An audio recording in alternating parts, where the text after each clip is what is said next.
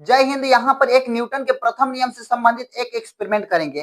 पहले न्यूटन का प्रथम नियम कहता क्या है? यदि कोई वस्तु विराम की अवस्था में है या एक समान गति की अवस्था में है तो अपनी अवस्था तब तक बनाए रखेगी जब तक उस पर कोई बाहरी बल न लगे। यानी कोई वस्तु विराम की अवस्था में है तो वह विराम की अवस्था में रहना चाहिए, या कोई वस्तु गति की अवस्था में है तो एक गति की ही अवस्था में रहना चाहिए, तब तक रहेगी जब तक उस पर कोई बाहरी बल न लगाए। तो यहाँ पर इस एक्सपेरिमेंट को करने के लिए यहाँ पर एक बुद्ध भगवान लिए हुए हैं और एक प्लास्टिक लिए हुए हैं, और दोनों के बीच एक वस्तु को गति में करते हैं तो क्या दूसरा वस्तु भी गति में होता है कि नहीं होता है? तो यहाँ पर गति में करने वाले हैं प्लास्टिक को, तो बुद्ध भगवान भी गति में होते हैं कि नहीं होते हैं, देखते हैं। लेकिन यहाँ पर देखिए, यहाँ पर प्लास्टिक की क्यों लिए हैं? क्योंकि इसका सतह बहुत ही चिकना है, इसके कारण इसके सतह और इसके सतह के बीच फ्रिक्शन थोड़ा कम लगेगा। दुनिया में ऐसा कोई भी जगह नहीं है जहां पर फ्रिक्शन जीरो हो, यानी कहीं भी चले जाइएगा तो कुछ ना कुछ फ्रिक्शन होगा। तो जो यहाँ पर फ्रिक्शन है तो यहाँ पर एक्स्ट्रा फोर्स की तरह कार्य करेगा,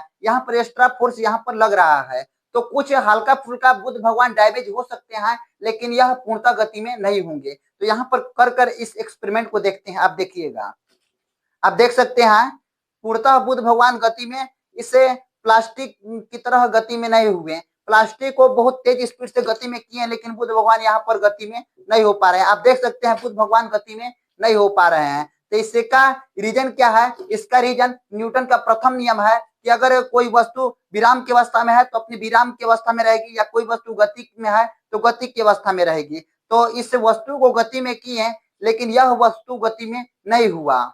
जय हिंद।